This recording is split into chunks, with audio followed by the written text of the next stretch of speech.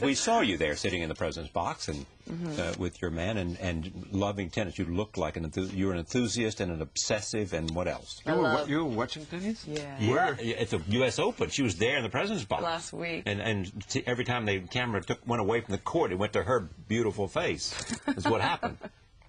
What, was you supposed to be working for you somewhere? How much I envy her. Yeah. No, you like tennis too? I like tennis very much. Very much. It's about what? It's about passion. No, because Federer's mom is South African. Right. Well, there you go. So, but you're saying you're a Nadal person. Look, I like them both. I think that's what he's trying to say. They're both incredible, and this incredible look. They've been amazing to the sport, and they've been amazing to watch, and they've definitely made me a bigger fan, and I watch way more regularly because of the two of them. Right.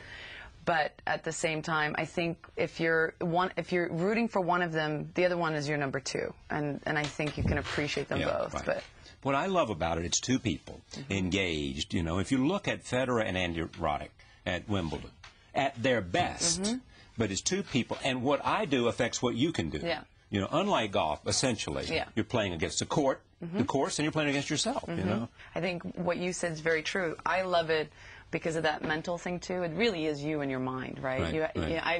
I think you can be physically a great tennis player, but if you don't have the mind for it, you can't do it. And that at the end of that, you have to walk up and sincerely, these guys sincerely shake each other's hand. Yeah. And that gentleman aspect of it, I really... The bad thing about this, we can't talk to her about the finals because she has not seen the finals, which everybody watching the show knows what's happening, and they think I'm an idiot because I don't tell her what happened. Don't do it. You know who's in the final? Yes, no, I totally know. Federer and Del Potro. I'm going home tonight, and I'll be watching it at like 3 a.m. You don't know who won? No, I don't. No, so but you can't tell her. She doesn't know. You know, I could not have waited. How long? That's been since Monday. I know, it's been 4 days. Well, and the winner was... No, don't tell her. That's what she... No, but let me tell you some story about tennis. Once the United States team was playing against Mexico. Yeah. So I wanted to see how they were training. And I went to the stadium, and there was no one. The stadium wasn't in my club, where I used to go. So they said that the American team, I was a huge fan of Jimmy Connors, was going to arrive at 5. But no. They got there at 2 o'clock. I was the only person inside, and they closed the doors. So I was the only spectator of a game between Brian Gottfried and Jimmy Connors. Yeah. Wow. By myself in the stadium. That's great. Wow. That's a and great they didn't story. at one point go, who's the creepy guy watching us? Yeah, you know, they say, who's the sexy, handsome Mexican watching us? That's right. He must be a famous coach. That's great. That's a great story. That's a great story. I was 17, and you know, and for a kid being the only one in the stadium, the United States team practicing, and with Jimmy Connors, one of the greatest of all time. Yeah. Amazing. Wow. Yeah. So why did you become a tennis something? Because, you know, the great thing about director? What? You can see it like 10 feet away from the best actors and actresses in the world. Yeah, exactly. They are acting just in front of you. Tell me where you think the state is. I mean, there are lots of people who worry about Mexico and worry about narco-terrorism and worry about non-state actors and worry about lawlessness and all of that. You know, I think that Mexico is going through one of the most toughest periods of our recent history. And when there's money from drugs, it's very difficult for a state to survive.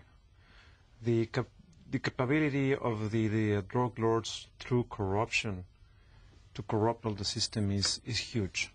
Because if this is, I'm going to pay, you're the police chief, I'm going to pay you $400,000 a month.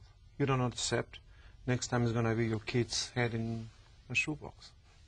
So there's your choice is $400,000 or there's no choice. Because I have talked about this with some cops, and you try to be not corrupted and fight them, but it's too much money involved that it's difficult. And the only solution is to have a both sides, or many sides, dialogue about it. Personally, I think that legalization of drugs will really help a lot. I know that some people in the States have said, no, it would not solve anything because these crime groups will go to other area of crime. Which I don't think so, because this crime didn't exist when I was a kid. It has been growing up. Legalization would take out the profit motive. It will take at least the financing. Yeah. And I think that for Mexicans, what Hillary Clinton did, accepting the United States blame in all responsibility of this, for the demand. It was like really alleviated us and make us feel that at least we are not alone in this problem. Yeah. Because where the guns come from, they come from the States. Where and the demand for the drugs comes from the States. The demand from the drugs. So that's the way I think it will What's help. interesting when I was in Mexico recently was there were two things. One is that there was that, look, our problem is also part of your problem, and we'd like for you to recognize it. The other thing was that there was a sense that Mexico was doing pretty good before the global economic collapse took place. Mexican economy was pretty good. Then all of a sudden it suffered, and there was some blame in one of the United States to say, we're sorry for what's happened to the global economy. You sense that? I mean, is there a sense of that in Mexico? Well, they say in Mexico that when the United States has a small flu, in Mexico we have pneumonia. Yeah, exactly. So anything that happens in the United States will affect not only Mexico, but the whole economy. Is it different under President Obama? Because at least the perception is that there's a willing to accept and to work together with everyone, and that's a relief in the perspective of Mexico. And to speak to their aspirations. Yeah, and it's there was some elections, fake elections. Who will Mexicans vote for in the elections?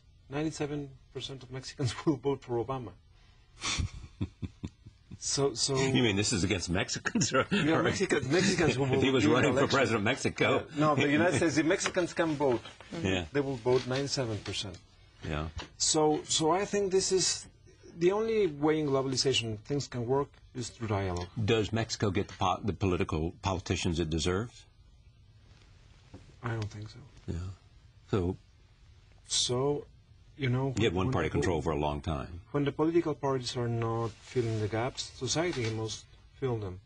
And we must not accept that everything has to come from the politicians. We must move on and be us who solve the problems, the society. Is there film in this for you? I have been talking about it since... Every film is about it? All of my films, yeah. About it. This film, for example, The Burning Plane, yes. Instead of talking about migration and drugs in the border, right. it talks about love, because life in the border is not only drugs and migration. There's friendship and love and many other things. And these are points of encounter that we can have in between both countries if we acknowledge both cultures. Nice to work for a man that speaks like that, isn't it? Yeah, I love that. I love that you can tell a story that deals with the border, and yet what you're trying to say is that there really is no border, because when you're dealing with humanity, it's all the same. You think about directing? For myself? Not right now, no. It's something you'll do later. I don't know. I'm one of those people, I never say never. I think if somebody told me 15 years ago would I produce, I definitely would have said no. I think things find you. I'm always open to it. There was a real desire for me to want to develop material and produce, and I don't have that same desire. And as for acting, I don't have any of that for directing. So if you look at the body of work where it is today, I mean, has it put you in essentially a place in terms of experience, in terms of options, in terms of the future that you would like to be? I feel very blessed. Yeah, definitely. Where I am now. Yeah. Yeah, I feel incredibly blessed, and part of me feels that I worked incredibly hard to get here. I'm a hard worker. I've had some incredibly lucky moments, but my heart and soul has always been in it in a very honest way, and I've done everything for real, honest reasons. I haven't done anything in my career for dishonest reasons or that has kind of put my creativity in a compromise that I could never live with. And I think for that, I'm incredibly blessed.